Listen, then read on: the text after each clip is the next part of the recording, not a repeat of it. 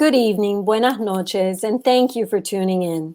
On behalf of Mitchell Kaplan, Miami Book Fair, and all of us at Books and Books in Miami, Florida, I welcome you to a virtual evening with Tim Shriver to celebrate the publication of a wonderful new book, The Call to Unite, Voices of Hope and Awakening, a book of wisdom to turn to in hard times, filled with prayers, poems, spiritual insights, and lessons to live by that will stand the test of time.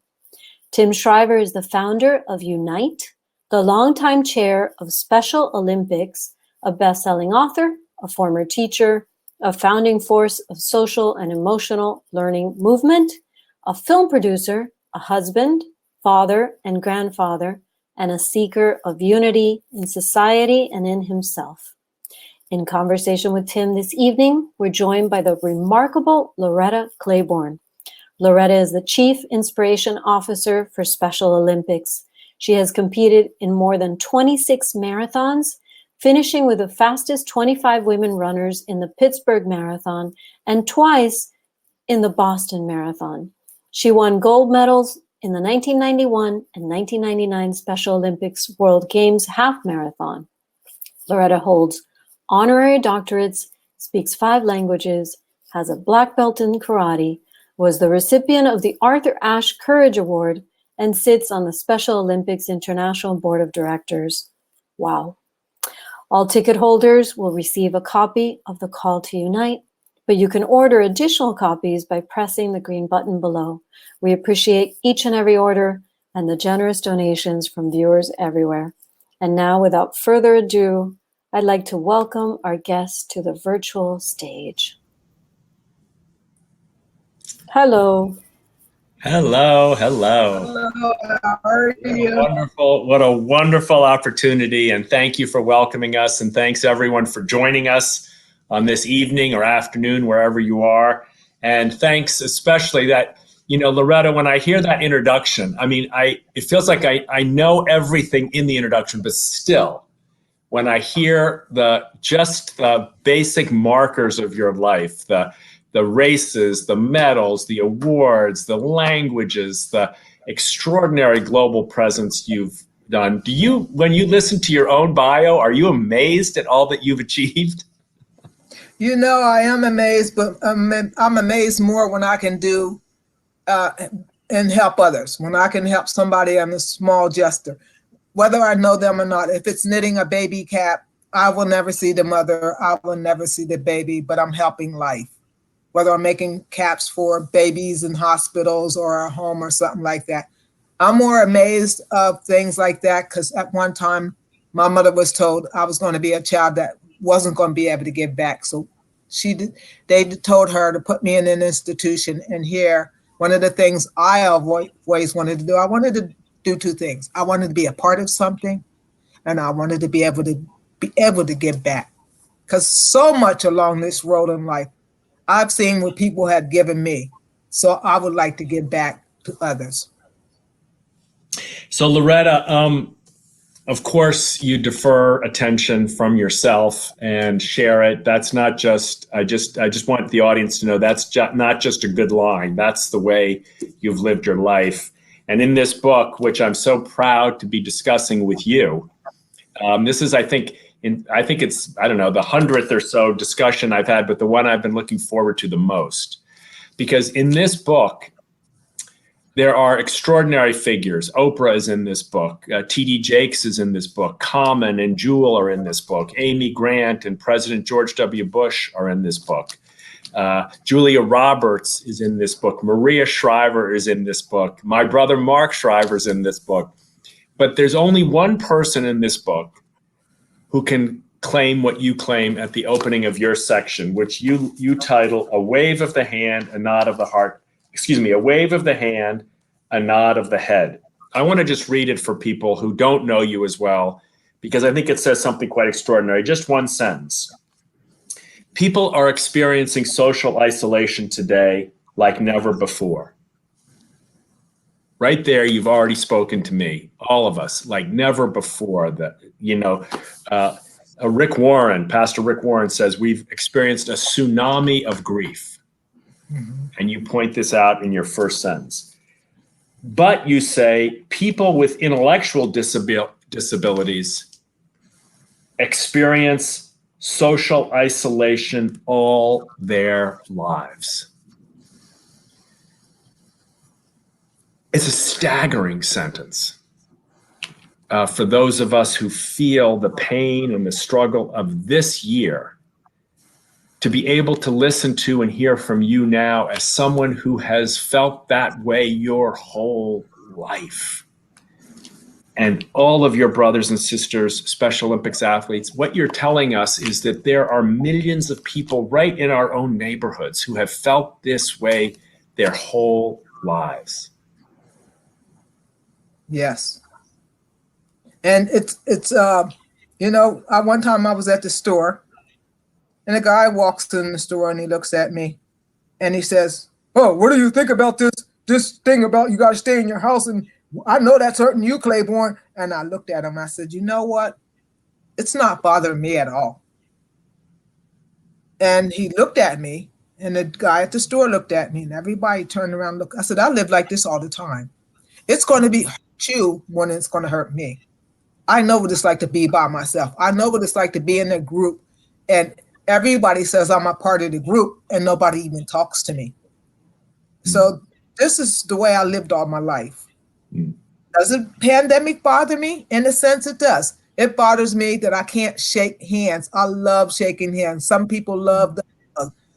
It bothers me that I can't go slap my hand to a student in a school. Let's give a fist bump or something. That it bothers me. But day in and day out, I don't let this bother me, because I just came from the tennis courts all by myself, hitting the backboard for over an hour. Plus, I walked up by myself. I stopped at the store to get some water, and that was it. I'm like this all day. I was here by myself, other than going to visit an elderly friend who's sitting in a home. They opened the doors up that we can go because I have both of my shots. So, living through the pandemic is everyday life for us people who have intellectual disability. So, Loretta, in the book, there are many people who offer recommendations, and that's why I feel like this book is like a companion that my name is on it, but really I want to be clear. This is a gift from over 100 people like you to people you don't even know. It's people's attempt to say, here's something I've learned from the heart. Here's a gift I want to share with you to manage this tsunami of grief. Here's a strategy. And one of the strategies that comes up here, the great singer Jewel talks about it, is in the face of anxiety, she writes, her hack, she calls it a hack for anxiety, is gratitude. It's a practice of gratitude. But how does that strike you as someone who has been, in a sense, so often treated badly? Can you still practice gratitude? Isn't it easier to practice anger or outrage than gratitude? I lived my life, and it wasn't for the people who came into my life or the things that came into my life, such as Special Olympics, to give me that opportunity to say, come in, you can play. It's things like that. People who along the way who inspired me. Your mother, Janet McFarland, my mother. Even though all those people were there, there was a time in my life that I thought I was going to get through life with anger. And I found out that I'm getting through life not using these fists. And by the way, I am a 4th degree black belt. Don't worry.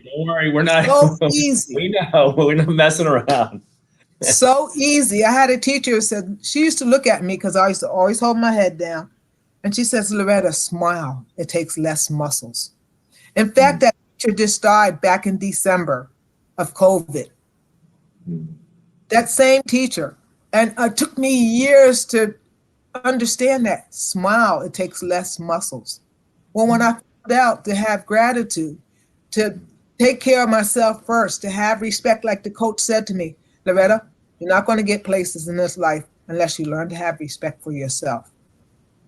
Then you have respect for others." And that coach was right. That teacher was right. Your mother was right. So now that I had learned how to have gratitude, I'm hoping that instead of getting so angry nowadays, I'll go out and run, or I'll go out and try to find somebody I could talk to, or I'll sit and knit. Now in my neighborhood, after dark, I'm not out. So I'm in this house by myself. There's nobody to talk to. So I look up my phone book and I said, okay, I'm going to call so-and-so. It helps me develop more feeling. And people need each other. We can't live in this world angry. And it took years and years and years to learn it. So I'm hoping that if some mother is on a call or on this particular Zoom, that she would read this book, because she could be going through something, or she has a child that's going through something. My grandnephew's mother called me and says, Loretta, you need to come over and talk to him. I would love to, because he's getting bullied and he's starting to act like I. And I said to my niece, I said, I know what he feels like. I said, because I was the same way. The only difference is this child is very bright. I was not very bright. Oh, yes, you are. Oh, yes, you are. It's what you have in and a how different you way. use it. There's many forms of intelligence, I just want to say, and there are many forms that lots of people have. Very few people have the intelligence, the wisdom, the depth of understanding, the vision that you have. So some people might call it EQ, like emotional intelligence, but I think you have something even bigger than that. But so you just said something so interesting to me. It took you a long time to shift our country, but right now this is why this book, I'm only holding it up because I just want to point out that young man that your friend, or was it your cousin, asked you to come speak to. It's my grandnephew. Your grandnephew. I'm hoping. So after this is over, send me his address, because I'd personally like to send him a copy of the book. He's just a little kid. That's okay. He's only 8 years old. A lot of the chapters are just a page long. We can also send him my brother Mark's book, the Hidden Heroes book, which is wonderful. I'm going to let her read my book. Okay. I'm going to let her read my book. Because you want to be careful of making sure that everybody, the book but gets a lot. We shouldn't have to go through it. Our world is in that tsunami. Say that again. I didn't hear the last thing you said. Loretta? Uh-oh. Uh-oh. I said, our world is in that terrible tsunami now. When you look at yes. Uh-oh. We lost a little bit of Loretta. Yeah, it looks like we lost her, but she'll be back. Well, Loretta was just commenting on what Pastor Rick Warren says in the book is the tsunami of grief. And he writes about this very beautifully and quite personally, I might add. And this is why I think the book is such a beautiful gift for people, because in the book, he says, if you're struggling, email me. He puts his email address in the book. You know, if you're in pain, if you're thinking of taking your life, email me, reach out. We don't want you to feel alone. How many people over and over in this book, Pastor Bishop T.D. Jakes writes this beautiful word. I want to invite you to comment on this, Loretta, if you would. Pastor Bishop Jakes says, pain always leaves a gift. He doesn't say that pain is a gift, but he says pain leaves a gift. And I want to ask you, as we we all hope and pray to the end of this pandemic, there's been a lot of pain. Yes. Do you think it's leaving? Is there a gift that we can take from this very painful time? Is there something that we've learned, something we need to change when this is over? You know, I think there is going to be a gift, and hopefully the gift is going back to normalcy. But before we do that, we look at all the good things. If you watch TV, if you watch the news, it's all the bad stuff. And then all of a sudden you see something where some child is doing a small good gesture, or making a card and waving, or saying hello to somebody on the street. Small gifts. I think we can come back. I think we can unite. And I hope that after this pandemic, it teaches all of us a lesson. We need each other. And the way we're going to survive in this world is that we take each other and take care of each other, even if it's this very small gesture, even if it's walking and saying hello to somebody or doing something small. It doesn't take a lot of money. It doesn't take any money at all. Excuse me, please, nod your head. I do it all the time. I see one gentleman, he's homeless, and I would walk by and I would always say hi to him. I nod my head. One day I ran by and he was there and he said, "Hello, Loretta." And my heart skipped a beat. Evidently he knew me. And I said something to the lady in the store that I always go to. I said, "You know the guy I always talk to with all the bags?" He said hi to me and he knew my name. So I was away for like 8 or 9 weeks to come home and I didn't see him at his table. And I was worried and I went to the store and I said, "Hey, did you see the gentleman? I hadn't seen the guy with the bags. Is he okay?" They said he's gotten a place to stay and that she would tell him that I said hi. Nice, beautiful. Small gestures. It didn't cost anything. Just running by, waving my head or nodding my head and saying hello. I didn't even know his name. Now I know his name. He knows mine. Loretta, a lot of your contribution in the book includes what you alluded to earlier, which is that these small gestures include that you knit at home, but you knit gifts for people who you don't know and you'll never meet. That's so rare, Loretta. I mean, most of us give. We want the eyes to look back at us and say thank you. We want the smiles. We want the joy of the relationship. People, we gave them something. We see them wearing it or we see them using it. But you give completely anonymously. Yes, I just bought a bunch of hats. I knit hats that I sell. I call them team hats because somebody says, "Oh, I need a Ravens hat." And I'll make a purple stripe in the hat. And it takes 4 to 5 hours to knit a hat. And I'll sell these hats for like $25. And then when I get the money. Taking orders? Are you taking orders on this call? Because people say it's too hot to knit that kind of stuff now. Because now I'm doing my preemie hats for hospitals.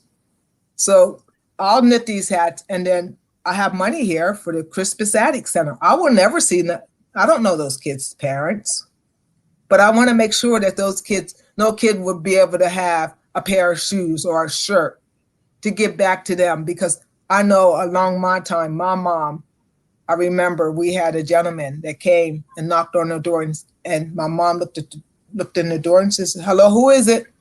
And he says, "My name is Mr. Dykes, Mr. Harry Dykes. I'm your secret Santa." So he explained to her, he knew she had 7 children and he was only supposed to do that for that one Christmas. You know, every Christmas, every holiday, we got a turkey. We got the dress for the turkey. Every kid's birthday, we got cake. We got a $5 bill. And as we got older, for all 7 of us kids, he was only supposed to do that once. And I want to model myself after Harry. He was able to give back. So I want to be able to pass that on. The same way like your mother, when she created Special Olympics, it didn't cost my mother not 1 penny of her welfare check.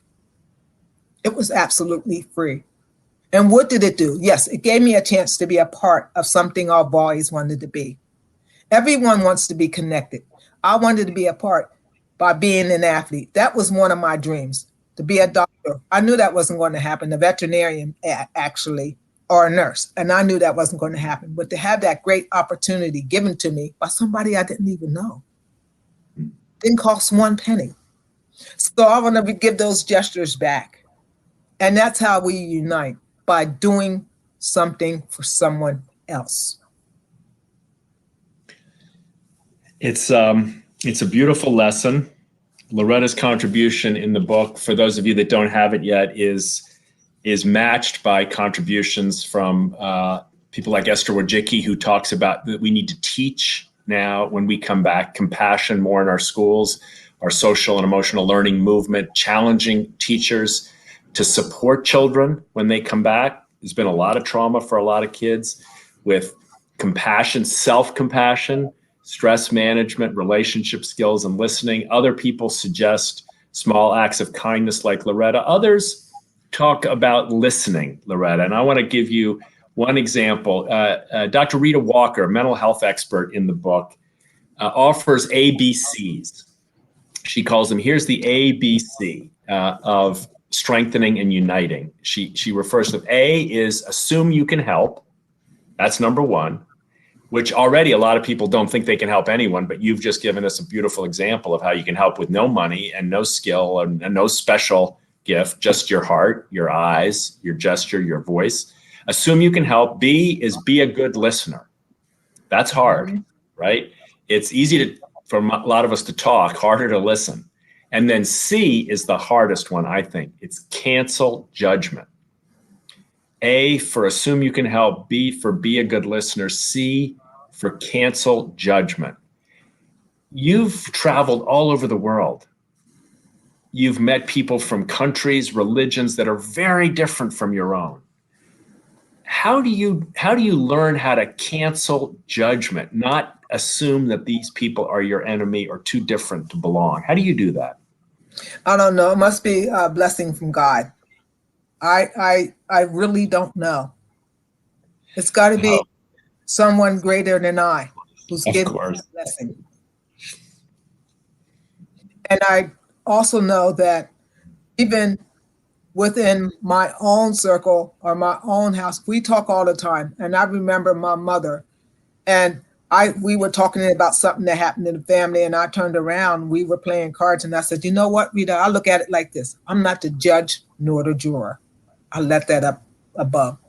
She says, well, what do you think about that? I said, I can't be the judge nor the juror. I'm sorry. I don't have expertise. You ask the man up above, and he'll tell you. I'm not a big churchgoer. You don't see me walking around with my Bible in my hand. Faithful believe before anything, everything was given to me by God. All those blessings. So if I can't share some of those blessings, then I have a problem. And no matter who we are, there are times in our lives where we judge. And a lot of times somebody says, oh, you're not prejudiced. I said, I am prejudiced. Guess what? I don't like white bread. And multi-grain bread. So even if we don't like the dress that somebody's wearing, that's still a symbol of prejudice. Oh, I don't like what she got on. She looks like a hoochie mama. But that's yourself. I didn't say that. So it's just a statement of judgment. So we all judge in some aspect, whether it's small or whether it's big. We hope that our judgment is kept to ourselves. And if we can do that by listening first, then we have no problem. And I will tell you quick, there was many a times when I judged, but I had to learn from those bad times to turn it around and make it the best that I can make it. Because if you're a human being, like a kid asked me in Abu Dhabi, I'd never forget this as long as I live. October. You were in Abu Dhabi for the Special Olympics World Games in the middle of the Arab Gulf, in the middle of this very, very distant. Actually, I went back. Yeah. I went back after that for a school conference. And I went to schools. And I'll never forget this kid at the school. He turned around, he stood up, he says, Miss Loretta, Miss Claiborne, have you ever told a lie? And I'm standing there, and this place is full of kids and the teacher, and I could see this teacher going like this. I said, you know what? If you're a human being, everyone who has told a little story, everyone, if you live enough, and I'm going to give you an example. If you have to tell a story to make better for somebody else, it would be okay. I don't want you to go out and tell stories that's going to hurt somebody else. I said, yes, I have told a lie. And I gave an example about being on the bus, waiting for the bus, and two people were ahead of me, and the bus pulls up and the driver stops and he says, I got 2 seats on this bus, and the 2 people were so engaged into their phone. Finally, the driver says, okay, one more time. I put my hand up, and really I lied. But those people was not interested in those seats. So I took the seat. So it was either me standing there for another 5 hours because those 2 people wasn't thinking, but I needed to be at my stop for these people to pick me up. So It was for If my that's own the right. if that's the only lie if that's the nature of your lies, you are even more holy than I would have even guessed. So Loretta, I want to press you on this one thing though, because it's so fascinating to me. You said that everything has been a gift. Yes. Everything has been a gift, and we talk. Donna Hicks, who's a social scientist, writes in this book. She's worked with peace builders in places like South Africa and Northern Ireland, people who've really tried to unite after very violent wars. I mean, maybe in some ways it's like our country now. We're trying to unite after very, very painful divisions and oppressions even. She writes that you have to, in order to build bridges, heal relationships, you have to accord to someone else their dignity. Because she suggests that dignity is given to us. We don't earn it. Mm-hmm. It's what we have at birth, our dignity. And that when we violate someone's dignity, when we, in a sense, say to them, they haven't got that, we try to take it from them, we violate it, we create the most outrageous pain and backlash. But when we give someone their dignity, in the way what I heard you say was, I have received all these things. They have been a gift to me. And so you, in a sense, recognize that and give back dignity to others as a way of passing it on. Am I learning? Am I getting it right? I think, yes, you are learning. You know, and even during this pandemic, it's the whole thing about wearing a mask. One day I'm standing in the store and this guy comes in and he looks at me and says, "Hey, Claiborne, what you got the mask on for? You believe in this stuff?" And actually, it was a cousin. It was a cousin to my sister. Said, "Yes, this is no joke."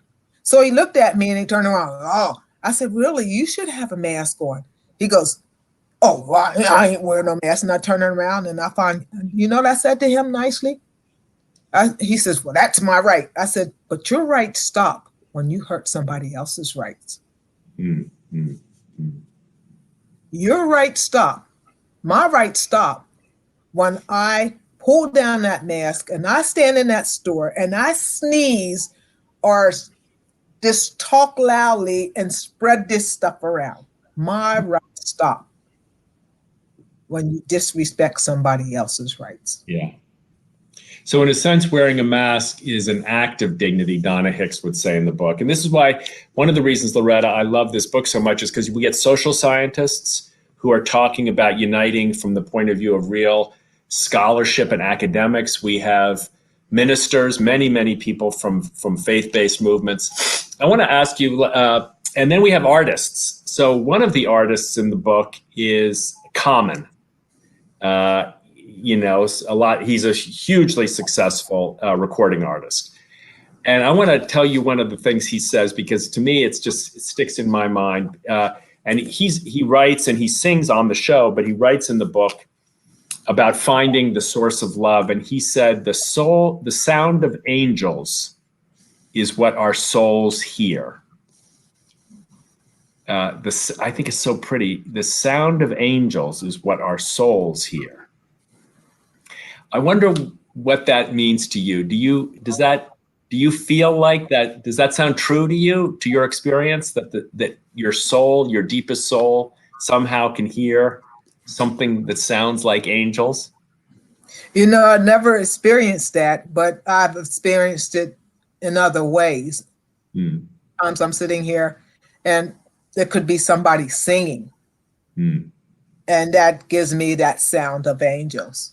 They could be singing a certain song, and it gives me that sound of angels. It depends on who's singing the song. And other people could sing the same song, and it doesn't. It doesn't say anything to me. On the 50th anniversary of the Special Olympics movement, Loretta, you signed as the song "Imagine" was sung. You did it in sign language. I would almost say, well, I wouldn't almost say, I would say that when I saw you signing that song on the lawn where my mom and my Aunt Rosemary learned to play, where she, my aunt, who had an intellectual disability, was welcomed by her brothers and sisters onto playing fields of sport and competition and craziness, I'm sure. But when you were standing on that same field using sign language without words to say, imagine all the people living life in peace, it's a memory for me that reminds me of what Common was saying, that the sound of angels is what my You soul may was. say that I'm a dreamer, but I'm not the only one. I hope someday that you'll join us and the world will live as one. Mm. And I hope that we can live as one. You may say that I'm a dreamer, but I'm not the only one. I hope someday you'll join us and the world will live as one.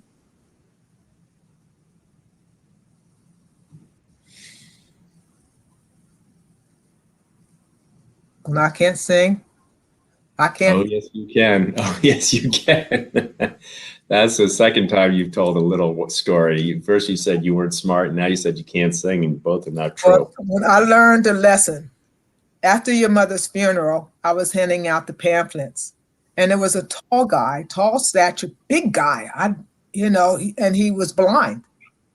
And he walks by and he has his guide, and he says to his guide, "I lost my pamphlet." And I said, "Sir, I have a program for you. If you hold your right hand out," and I put the program on his hand. And I said, "Thank you for coming to my friend's celebration of life." And he turned around and he looked at me. He says, "You're the woman who spoke." I said, "Yes, sir." He says, "You're also the woman who sang." And I looked at myself. He said, "Don't ever let nobody tell you that you can't sing." I learned the lesson. I would never sing at all unless I was in the group in the church. And I know what the good singers are. You just in sang. this house singing to American Idol. Now, singing all the time. You just sang. Don't tell me you can't sing. That gentleman was Stevie Wonder. Oh, now we're talking. Now, there you go. Isn't he the best? Isn't he He's amazing? the best. So, Loretta, I just want to ask you one or two more quick questions, if I can, based on this book. I've encouraged people to give it to someone whom they've broken off a relationship with in the recent years. And you and I know people who have, either because someone was a Trump voter or a Biden voter or a Clinton voter, or because someone is of a different religion or someone believes differently about a particular issue, immigration or abortion or guns or these other things, these big dividers. People have broken off friendships, even within their own family. And I encourage people, if they're strong enough, to send this book to someone who they have lost communication with. They've lost their connection to. They've lost the dignity connection, right? The respect connection. Because I hope that those lyrics that you just sang, I hope someday you'll join us and we can live as one. I hope we can take little steps. And one of the people who suggests a way of doing that is Amy Grant. In her selection here, the singer, Amy Grant, talks about a meditation that she does herself. And she says, "I'm kind of scared to share this because I'm afraid you're going to make fun of me."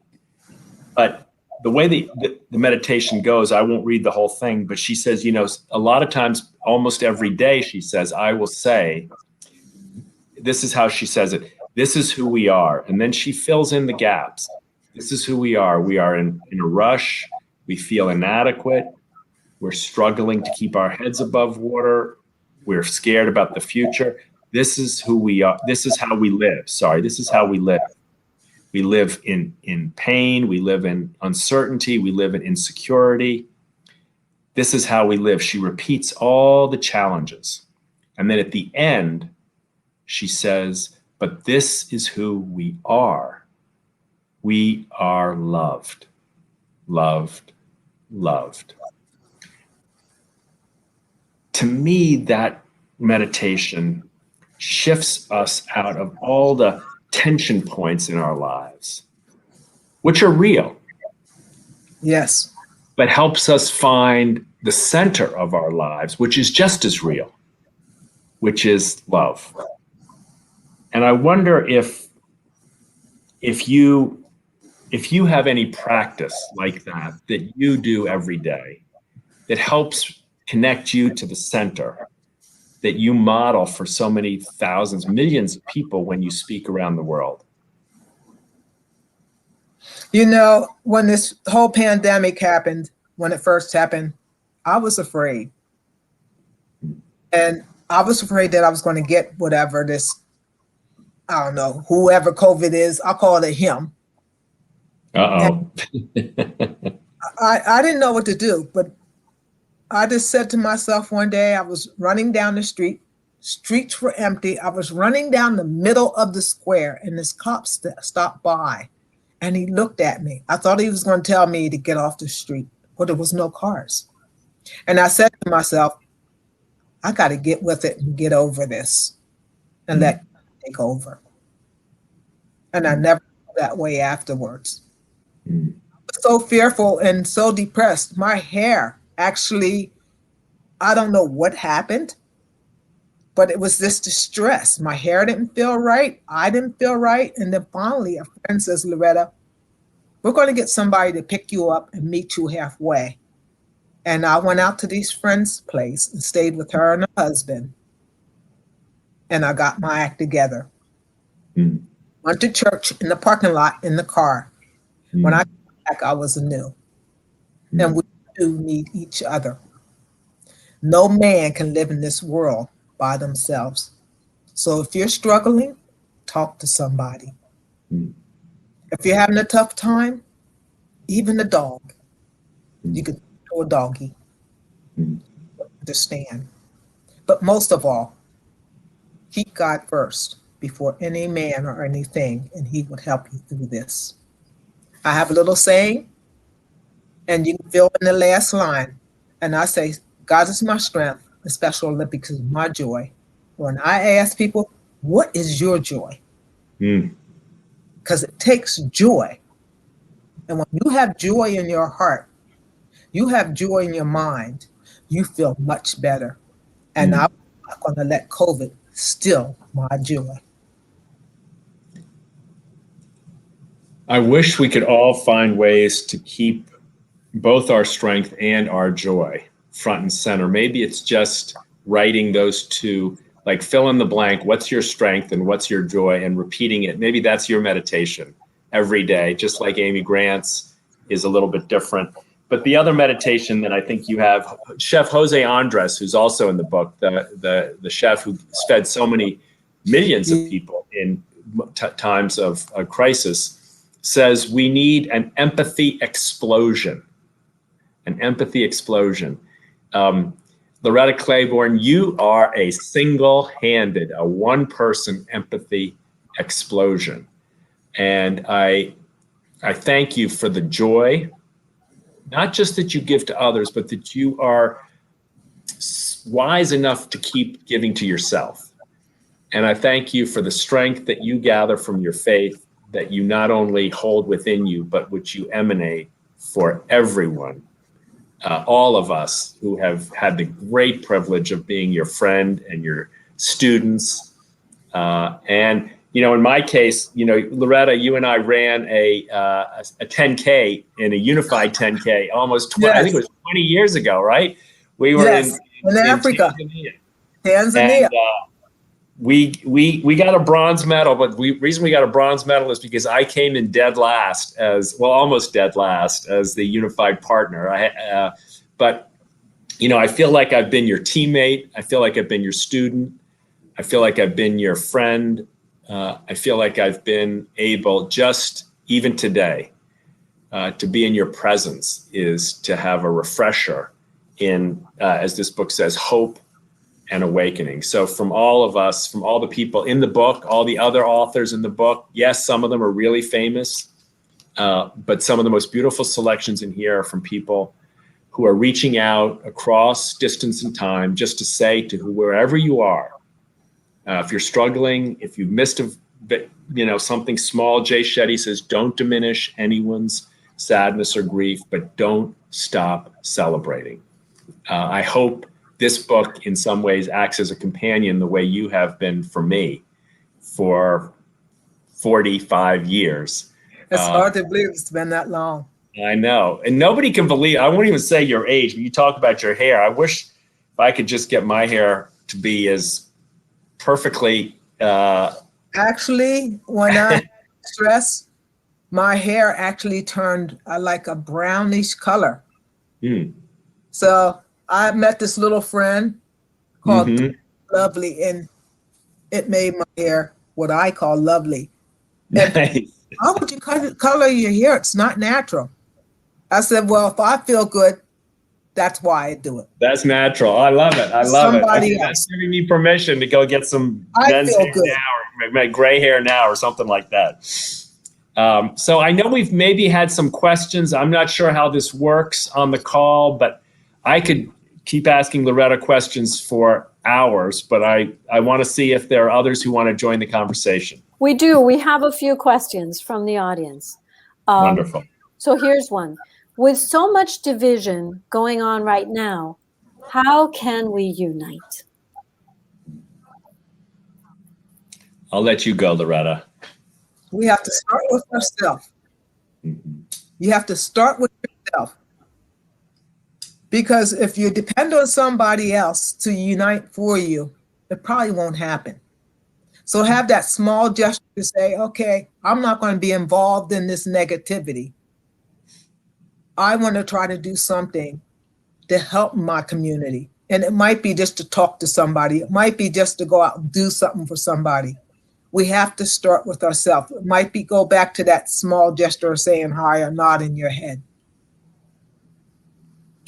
Yeah, and I'll just add, Loretta, I think the one thing it's good to remember is that the vast majority of us are not hateful towards other people. In fact, the vast majority of us are starving for respect, for connection, for unity, for being, like in the words of the Loretta sang, to be as one. So it sometimes looks like if you want to heal your relationships, you're just a minority. Everybody else wants to fight. It's not true. It's not true. We've seen this in polling data over and over and over again. Most of us want an end to this. So I would say, here's one step, and I don't mean to be cruel to people in the media, but tune out people who are passing out outrage and hatred all day long. Just don't turn it off. Now you say, well, where am I going to get my news? Plenty of places. There's plenty of places to get information. You don't need to buy into what Arthur Brooks in this book describes very beautifully as what he calls an outrage industrial complex. $100 billion business selling hate every single day. Turn it off. Don't pay for it with your eyeballs, with your ears, with your heart. Turn it off. So make small gestures to, as Loretta says, to work on ourselves to get less toxicity coming in, so less will come out. And I think we'll find many, many people like us starving for that look, starving for that hello. They just want to be a part. For that little bit of attention and a little bit of kindness. It's just baby steps. We have big problems to solve. I know that. But we won't solve them unless we start with treating each other with dignity. Yes. Okay, here's another one. Mr. Shriver, thank you for this book. Thanks for the work with the Special Olympics. What's the lesson that you want people to take from it? I guess that's the right question. I wish I had one of these soundbite answers. But I think the simplest answer I can give is have faith in each other. The Special Olympics movement is based on one idea. The person you think has no value, has value. Have faith. Reach out and make the meeting. Try the encounter. Come to the games. Come to watch. Come to cheer. Come to listen. Come to learn. And have faith that that person who you think has no value might be as beautiful a human being as you'll ever meet. Now, is that true of people on the other side of the political divide too? I think it might be. I don't mean you agree with everyone, but have faith that everybody has some gift to offer. Everyone, no exceptions, no exceptions. Everyone has a gift. Eva Longoria writes this in the book. Everyone has a gift. I hope that's the message ultimately, that if we see with the eye that sees the gift in the other, it won't mean we agree. Thank goodness we won't all agree. But it will mean we'll have the capacity to understand each other and therefore find creative and, I hope, higher ground solutions to our problems. Loretta, if you had to say just one lesson for how to unite, what would you will get it much better than I did. I would say be quiet, listen to somebody else, because if you think you're struggling, somebody else is struggling much worse than you are. Mm-hmm. And basically, when we talk about Special Olympics, include somebody. No, you don't have to invite them to your house. You don't have to invite them to your dinner table. But if you see that person every day, like the guy I saw at the bench that had his tent, it took him years to say hello back to me. And then one day he said, hello, Loretta. Simple gestures, those simple things. Even though somebody's a Republican or a Democrat, I don't care what party you are, neither does God. We're all his children, and he wants us all to unite. So we got to start with ourselves and just hand out a simple gesture. Just like today, I walked past a guy up at the park and I said, hello. That guy walks past the park all the time with his dog. He never says hi. He said a hello today. So Beautiful. maybe he's feeling down. Maybe that made him feel good. Simple word, a simple action, because you never know where that other person comes from or what he or she is feeling. That's so beautiful. Thank you. So someone says, Loretta, you're amazing. Yes. How do you think people can best unite? And you have answered some of that. Can you give us some tips from your own life? Well, I'm no different than nobody else. I'm just a child of God, and we're all his children. I don't care if you're Muslim. I don't care if you're Jewish. When it all comes down, if you translate whatever religion somebody comes from, it's still translated into God.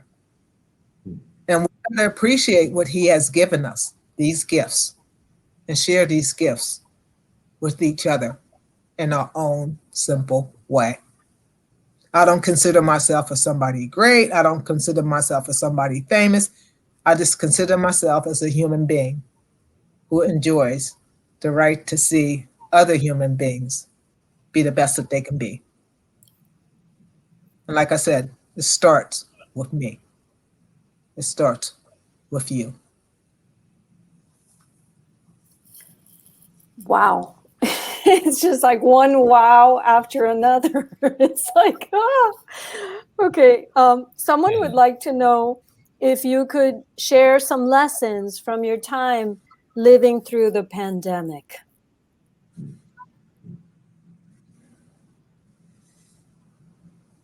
Is that for Tim? That's for you. Well, you won't believe what I do. On Mondays, when the pandemic first happened, I started to sleep and stay up real late in the morning. I was not resting. And then I would sleep to 2 o'clock in the morning. I would wake up real early and just lay in the bed. And I said to myself, I got to do something. I got to do something. So I started out, being my age, I qualified to go to what they call a senior citizen class. So I started. Which no one can believe right now that's looking at you. No one can believe you're qualified to go to a senior citizen class. But go ahead. Sorry, I interrupted you. So on Mondays, I said, I want to do something. I have to get out of this. So now on Mondays, I take a spin class. I just started this week. I take the silver sneakers class. I ride my bike to there, ride my bike home. So I'm in the Y at least 2.5 hours. And then I got involved. Special Olympics was very gracious to have what they call a fit challenge. So I make sure I'm outside walking all this daylight. I'm enjoying it. This afternoon, I talked to you folks about the mic. I left here, got my tennis racket. I walked for a mile or two, and then I ended up at the park, hit balls for an hour, and walked back home. So I try to keep myself busy during the day. And at night, it does get depressing, but then it doesn't to me. I turn on the TV. I don't have no kind of stations. I have an antenna, and I sit there and I knit. And I think about the little babies or the ladies who might need the insert for their bras who lost their breast to cancer. So I try to get through this pandemic about thinking about my mission to help others.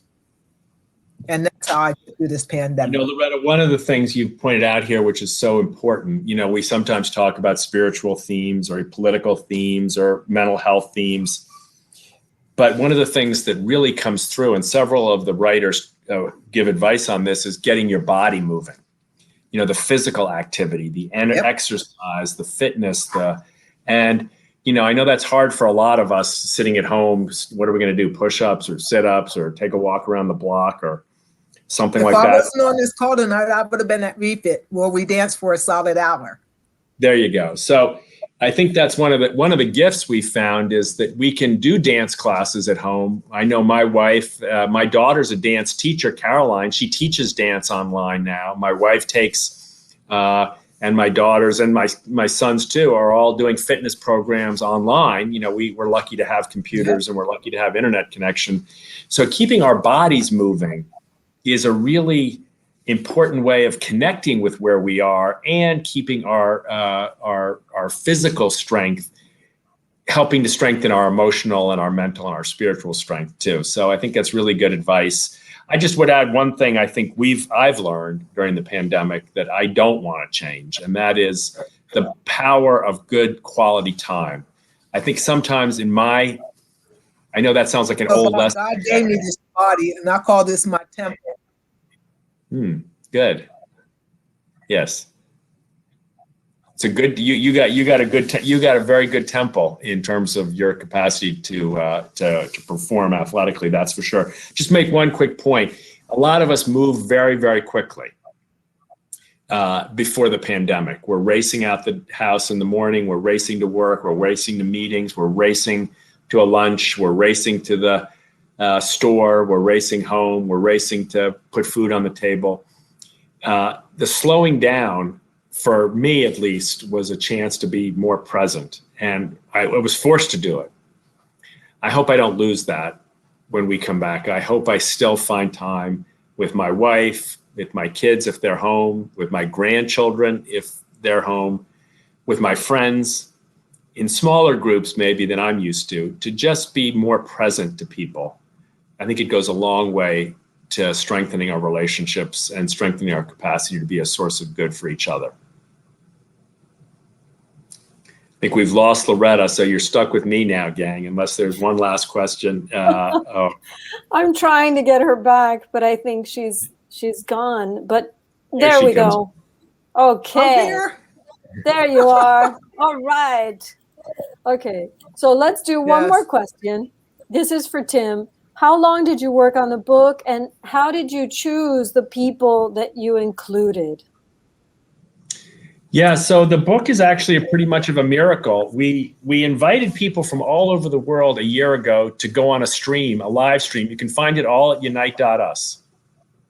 Dancers, kids, religious leaders, politicians, artists of all shapes and kinds, teachers, school principals. We invited them all. We invited as many people as we could. We had almost 300 people, 25 hours. And the videos are all at unite.us.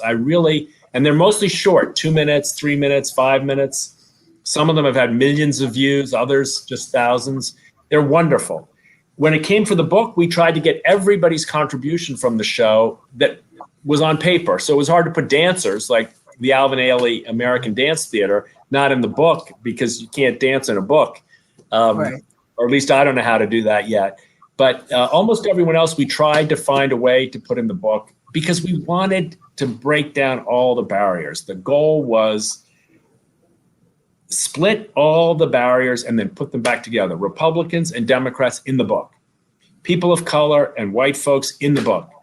People of all different sexualities in the book. Young people in the book, old people in the book. People who live on the coast and people who live in the heartland in the book. People who believe strongly on all sides of different issues together in the book. Why? Because of what Loretta said earlier. Everyone has a gift. And we have to stop seeing all, in the Special Olympics movement, we say, stop seeing the disability, see the ability. Maybe in our cultural life, we need to stop seeing the difference and see the sameness. And that's what the book was an attempt to do. Find the best in just the way I couldn't say it any more beautifully than Loretta said it. To be a human being and choose to see the goodness and beauty of another human being. That's all we were trying to do.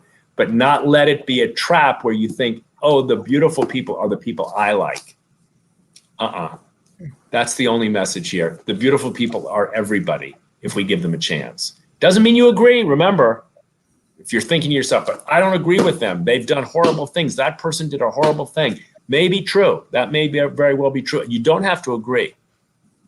But in the book, you can treat them with dignity and respect and try to understand as a way to transformation.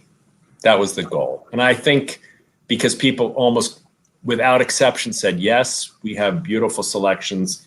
Nobody's more powerful than Loretta's. And I think everyone tonight can see why. Well, this was just a beautiful, inspiring, joyous conversation. I thank you. I want to thank you both so much for joining Books and Books.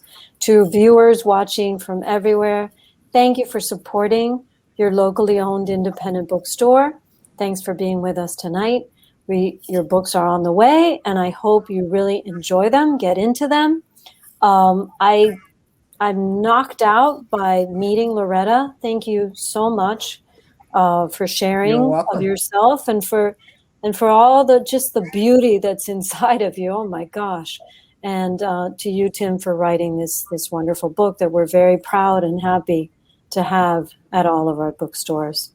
So can I make one special request before we close? Yes. I would like to offer, Loretta, if you're okay with it, I'd like to offer to anybody who attended tonight the chance to have their book signed by you. I'll be more than willing.